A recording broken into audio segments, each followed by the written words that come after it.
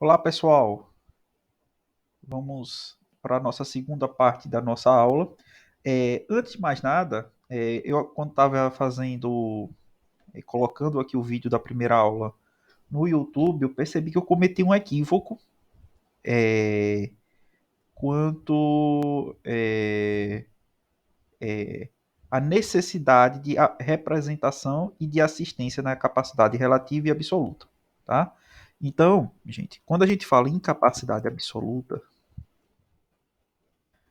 desculpa não ter corrigido no vídeo anterior, mas porque não tinha como mesmo, não tem.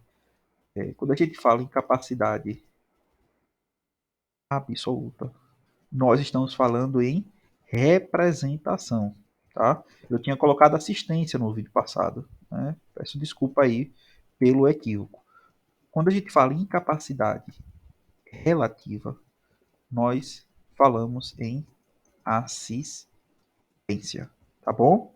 Capacidade absoluta, representação e capacidade relativa, assistência, tá? Gente, eu falei para vocês, principalmente para quem estuda para carreiras jurídicas, né? O nosso curso aqui, ele é um curso que a gente vai ver sim muita coisa, de muita jurisprudência, muita doutrina, mas ele tem um foco mais na parte de letra seca de lei, né? Ideal para quem faz concurso de técnico, né? E de analista, tá? Que vai cobrar direito civil. Concurso de carreira jurídica, eles são concursos mais, vamos dizer assim, que tem uma cobrança mais de doutrina e tem uma cobrança mais de jurisprudência, tá? É, eu falei na aula passada a vocês que o STJ ele tem um aplicativo, né, um sistema de pesquisa de jurisprudência muito bom que é pela legislação aplicada, tá? Você vem aqui, escolhe a lei, aqui no nosso caso o Código Civil. Vamos pegar aqui, ver aqui a lei Código Civil, né? Detalhe aqui, no Código Civil só tem a parte geral, tá, gente? Nós vamos pegar, vamos pesquisar aqui. Pronto. A gente estudou o artigo 1º e o artigo 2º e também o 3º, né? Aqui, olha. Artigo 1º. Quando eu clico aqui no artigo 1º, veja o que acontece. Aí. Artigo 1º. Eu vou ver todos os julgados que envolvem, que tem como razão de decidir esse artigo 1º, tá? Então, é muito importante que vocês que estudam para carreiras jurídicas leiam, façam a leitura da letra seca de lei junto com esses informativos daqui. Porque o SESP, por exemplo, a Sebrasp hoje, né? Eles gostam muito desses informativos, muito, muito, muito mesmo. Então, é importantíssimo, né, que os senhores façam a leitura dos informativos de jurisprudência, tá? No caso do artigo 1º aqui, eu cliquei no artigo 1º e ele veio, na verdade, para julgamentos assim isolados, mas que são também importantes, tá? Os julgamentos informativos são aqueles que são mais cobrados, tá bom? Por exemplo, aqui o artigo 2º. O artigo 2º tem o informativo 547, que se refere a ele, a esse artigo daqui, o artigo 2º, que foi publicado em 2014, tá? Olha só, aqui a questão bem interessante aqui, que a gente poderia comentar um pouquinho, que o nascituro, ele possui, veja o que o STJ decidiu aqui, ele possui direito à indenização referente ao seguro DPVAT em decorrência da morte do nascituro. Ou seja, o nascituro não, perdão, né?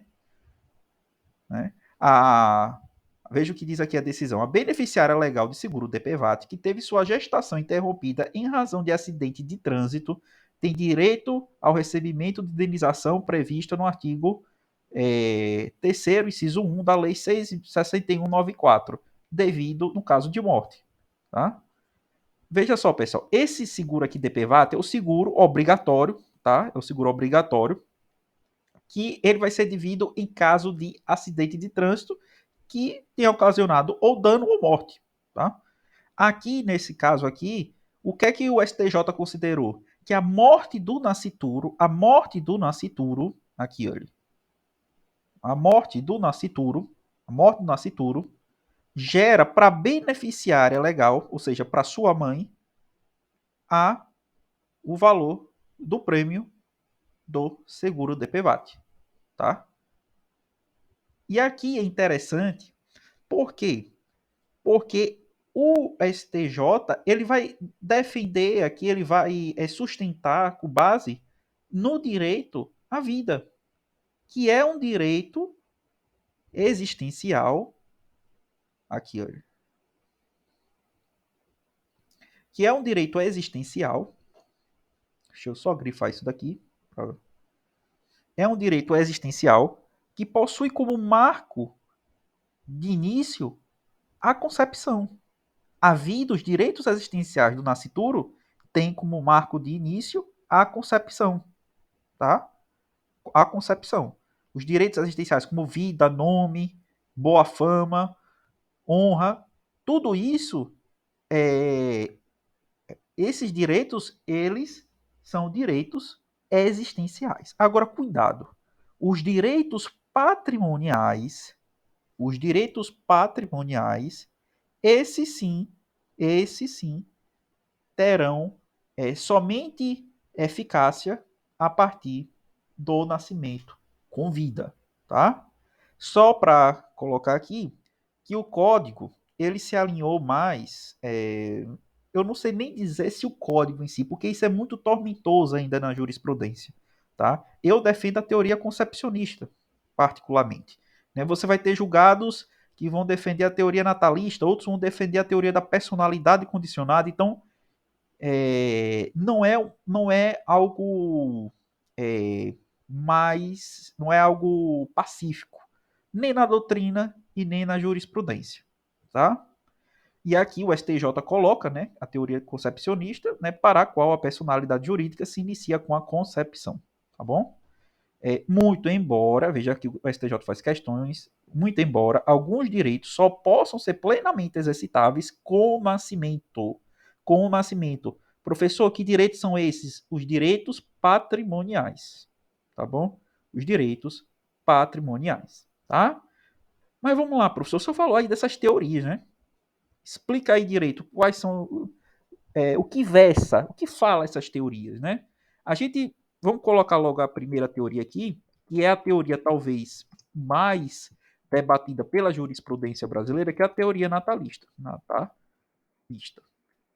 Para essa teoria natalista, a personalidade, bota aqui, a personalidade jurídica inicia com o nascimento com vida. Tá? A personalidade jurídica inicia com o nascimento com vida. Né? Muitos professores de respeito, como o professor Venosa, professor Silvio Rodrigues, eles entendem nessa linha, na linha da teoria natalista. A personalidade jurídica inicia com o nascimento com vida. Tá? E essa teoria, em parte, ela foi aceita pelo Código Civil. Veja o que diz aqui o artigo 2º. A personalidade civil da pessoa começa com o nascimento com vida. É por isso que muitos autores dizem o Código Civil adotou a teoria natalista. Mas só que o que é que essa doutrina não consegue explicar é essa segunda parte daqui. Mas a lei põe a salvo, desde a concepção, os direitos do nascituro. Tá? Mas hoje, né, se eu tivesse numa prova, tivesse que marcar qual foi a teoria que o Código Civil adotou, eu marcaria a teoria natalista. Tá? Eu marcaria a teoria natalista, embora não seja pacífico. Longe de ser pacífico, é uma questão para anulação. Tá bom, gente? Eu marcaria a teoria natalista porque é o que mais predomina na doutrina. Tá? Outra teoria que cabe aqui a gente também pontuar é a teoria, bota aqui, teoria da personalidade condicionada.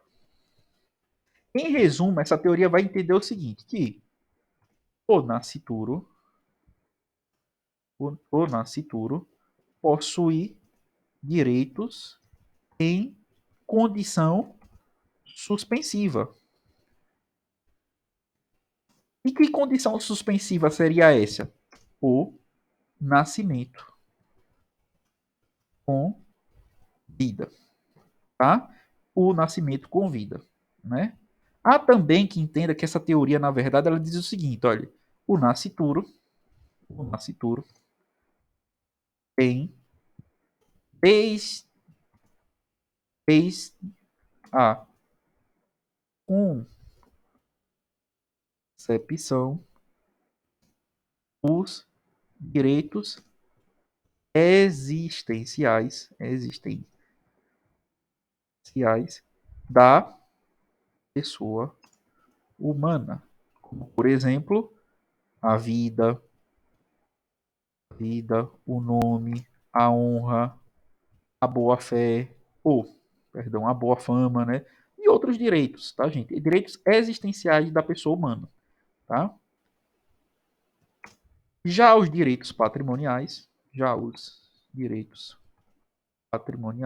de cunho patrimonial estariam sob condição suspensiva, tá?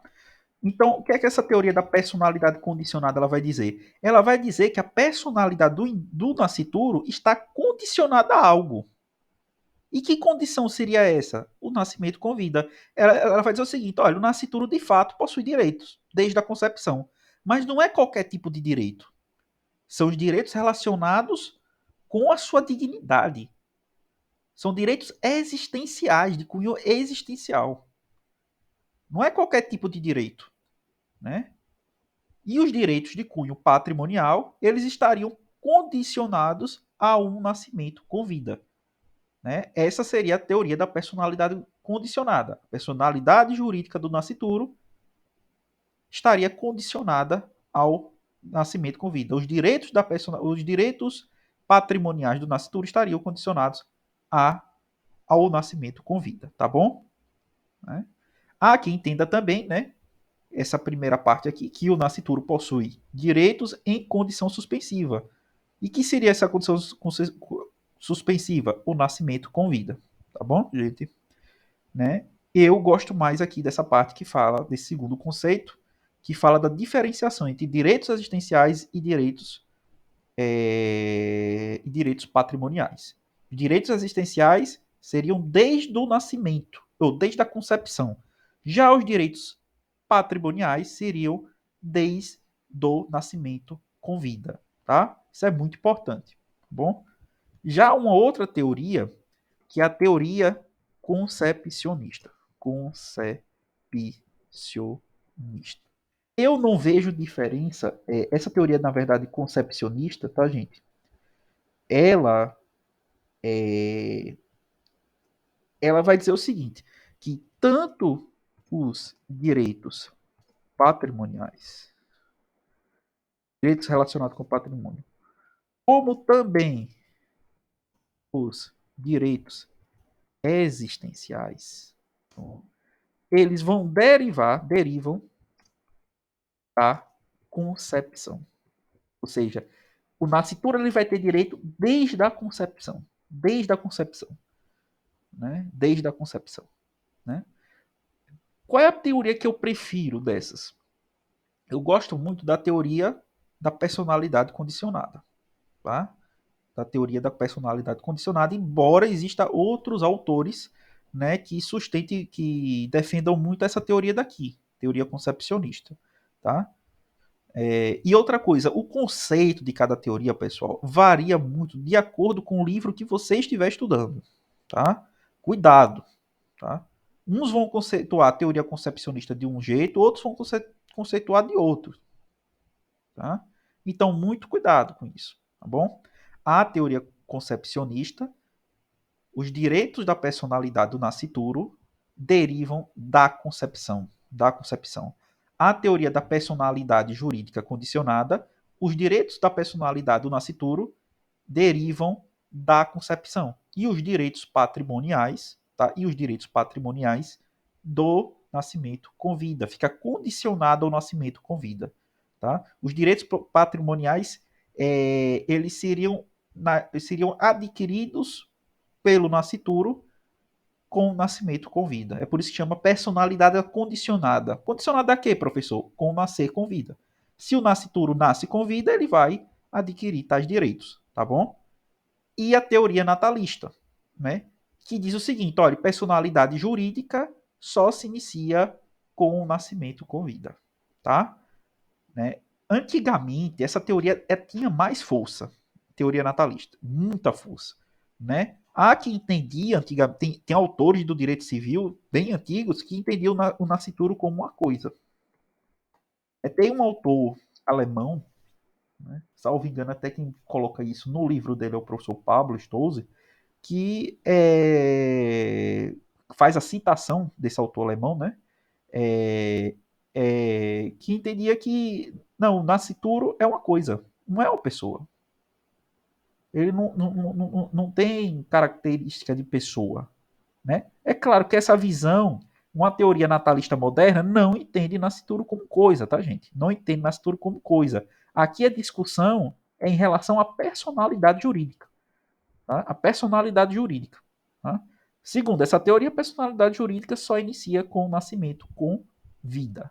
Tá bom? Então, grave. O que é que o concurso vai perguntar? Essas divagações filosóficas, elas vão ser importantes numa segunda fase, no estudo de caso, mas não vai ser importante para a prova objetiva em si. Tá? Muito dificilmente eles vão cobrar de uma forma aprofundada. Eles vão chegar e perguntar o seguinte: a teoria natalista, ela defende que, dois pontos, que a personalidade começa com o nascimento com vida, que a personalidade é condicionada ao nascimento com vida, que a personalidade começa desde a concepção, que a personalidade começa com os 3 meses de gravidez, que a personalidade começa com 7 meses. Não, a teoria natalista diz que a personalidade começa com o nascimento com vida. É isso que o concurso vai cobrar de vocês. Então, grave. Teoria natalista. A personalidade começa com o nascimento com vida. Teoria da personalidade condicionada. A personalidade, os direitos do nascituro ficam condicionados ao nascimento com vida, sob condição suspensiva. Tá? Teoria, teoria concepcionista. Os direitos do nascituro estariam. O nascituro ele possui personalidade jurídica desde o momento da concepção. Desde o momento da concepção. Tá? Então, grave. Quais são as teorias que tento explicar? Teoria natalista, teoria da personalidade condicionada e teoria concepcionista. Tá bom, pessoal? Nós vamos continuar aqui, tá? Falamos de capacidade. Vamos voltar aqui para o caso, continuando aqui o comentário com os artigos do Código Civil. Tá? Artigo 5º. A menoridade cessa aos 18 anos completos. A menoridade cessa aos 18 anos completos. Quando o sujeito ele completa 18 anos, pessoal, ele passa a ser plenamente capaz. Plenamente capaz. Por quê? Porque entre 16 e 18, a gente viu na aula passada, ele é relativamente incapaz. Com menos de 16 anos, a pessoa ela é absolutamente incapaz. Tá? Quando o indivíduo completa 18 anos de idade, com 18 anos completos, ele passa a ser ele passa a ter a capacidade civil plena. O que é a capacidade civil plena? É a habilitação para a prática de todos os atos da vida civil. Então, isso é a capacidade civil plena, tá? Capacidade civil plena, né? Ela passa a ser habilitada à prática de todos os atos na vida civil. Ela não vai precisar mais ser assistida ou representada, tá bom? Mas veja só, a regra é que a capacidade civil plena só seja alcançada com 18 anos de idade, 18 anos completos, tá? 18 anos completos. Mas é possível o fenômeno da emancipação, E onde é que está onde é que está regulado isso? No parágrafo único aqui do artigo 5º, né? Veja aqui o que é que ele diz. Cessará para os menores. Que menores seriam esses? Os menores de 18 anos, a incapacidade. Quando? Primeira hipótese de emancipação. E isso cai muito, gente. Gente, olha, se eu fosse botar um artigo do Código Civil que mais cai em concurso público seria esse. Porque o que tem de questão que cobra essas hipóteses da emancipação é uma coisa que você daria para fazer um livro de 900 páginas. Então, principalmente quem vai fazer prova para FCC, presta atenção agora, tá? Olha, existe aqui a possibilidade pela concessão dos pais, tá bom? Quando ambos os pais querem emancipar o menor, né?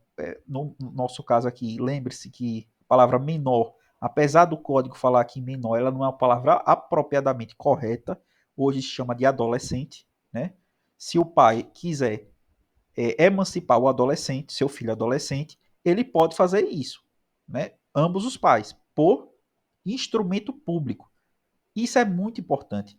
Sabe por quê? Porque a prova vai dizer o seguinte: por instrumento particular. E se a prova falar isso, tá errado.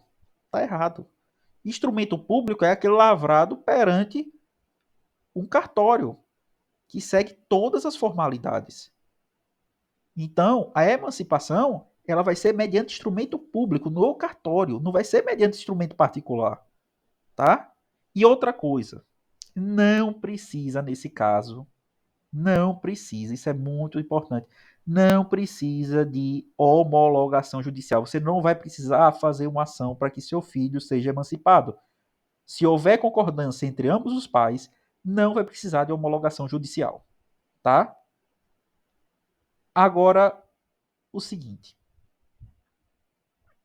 existe a possibilidade de emancipação pelos pais por instrumento público, independentemente de homologação judicial, mas também existe a possibilidade, o código deixa em aberto isso, uma faculdade de que essa emancipação seja por sentença do juiz, ouvido o tutor, se o menor tiver 16 anos completos.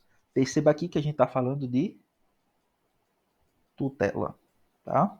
E tutela que vai ser um tema que a gente vai estudar lá em Direito de Família, tá bom? Outra hipótese de emancipação, o casamento. O casamento. Professor, qual é a idade mínima para se casar? Lembre-se, não tem exceção para isso mais, viu? 16 anos. 16 anos. Tem que ter 16 anos. Se não tiver, não adianta. Não vai se casar. Ah, professor, mas já convivia não sei quanto tempo. Não vai se casar. Não vai se casar. Tem que ter 16 anos. Essa é a idade chama idade núbil. O que significa idade núbil? A idade mínima para se casar. Então, se o menor, se o adolescente, né, e a adolescente se casam, eles automaticamente, olha, não precisa de instrumento público aqui, pessoal, automaticamente eles vão eles vão ser emancipados, tá? Eles vão ser emancipados, tá bom? Então, a segunda hipótese, primeira hipótese, pela concessão dos pais. Segunda hipótese, pelo casamento. Terceira hipótese, muito raro de acontecer isso. Aliás, eu diria que é impossível, pelo exercício de emprego público efetivo. Muito, muito, muito raro, praticamente impossível, até porque para você passar hoje, para você tomar posse no emprego público efetivo, o próprio inciso é ruim a redação dele, né? Porque não existe emprego público efetivo. Emprego público, ele vai ser seletista, ele não vai ser efetivo. O que existe é cargo público efetivo, estatutário, tá? Tá? Então, ele é praticamente impossível de existir. Primeiro, por causa disso, que não existe emprego público efetivo, existe cargo público efetivo. E segundo, que para você assumir um cargo público, você tem que ter 18 anos. Então, se você tem 18 anos, já existe aqui a previsão do artigo 5º. Não precisa emancipação. Com 18 anos, automaticamente cessa a incapacidade relativa. A pessoa adquire a capacidade civil plena. Ela passa a ser plenamente capaz de exercer todos os atos da vida civil. Então, esse inciso 3 aqui é para você se lembrar na prova da FCC, na prova da VUNESP, tá? É um artigo, é um inciso que está na letra de lei, mas que não tem aplicabilidade nenhuma. Professor, pode ser cobrado na prova? Pode. É por isso que vocês têm que decorar, tá? A conclusão, outro dispositivo que é muito difícil de acontecer. Pela colação de grau em curso superior. Ou seja, se o adolescente colou grau lá com 16 anos, com 17 anos, ele está automaticamente emancipado. Tá? É emancipação pela colação de grau em curso superior. Tá bom? É possível isso? Não sei, sinceramente, uns tecnólogos, né, que tem duração de 2 anos, até que a gente pode falar, né, num adolescente que entrou com 15 anos, né, conseguiu uma autorização judicial para tirar antecipadamente o ensino médio e colou grau com 17 anos, entendeu? Mas é muito difícil, né? Ah, professor, mas eu entrei com 17 anos na faculdade e colei grau com 23. Eu fiquei emancipado quando eu entrei na faculdade? Não, não. Aqui é pela colação de grau. Não é pela entrada no curso da faculdade, não é pela sua matrícula, tá? É pela colação, pelo final do curso, tá? E por fim, essa daqui costuma muito ter pelo estabelecimento civil ou comercial ou pela existência de relação de emprego, desde que em função deles o menor, leia-se o adolescente, com 16 anos completos tenha economia própria. Vocês mesmo sabem, né, de várias hipóteses disso. Por exemplo, o ator mirim, desde que ele tenha 16 anos completos, tá? Desde que ele tenha 16 anos completos, ele vai poder ser emancipado. Por quê? Porque existe aqui um, uma relação de emprego, né? O adolescente aqui, ele vai ter economia própria, ele vai receber salário, tá?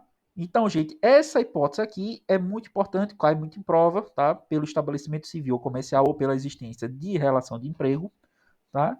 E também essa daqui, tá? Cuidado pela concessão dos pais, tá? Mediante instrumento público, não é instrumento particular. E quando ocorre isso, independe de homologação judicial, tá?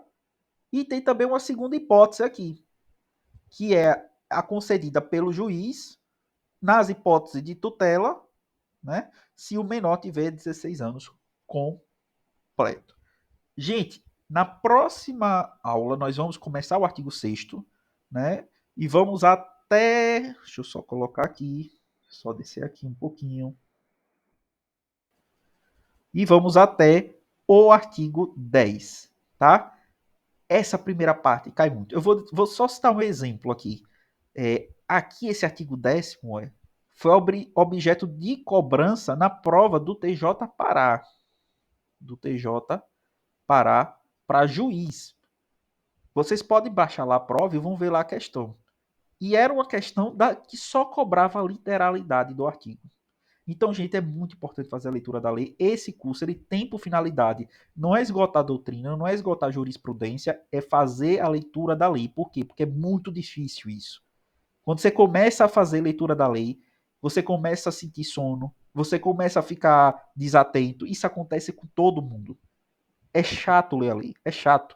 Muito melhor assistir uma videoaula, muito melhor assistir, ler o livro, o código, a doutrina.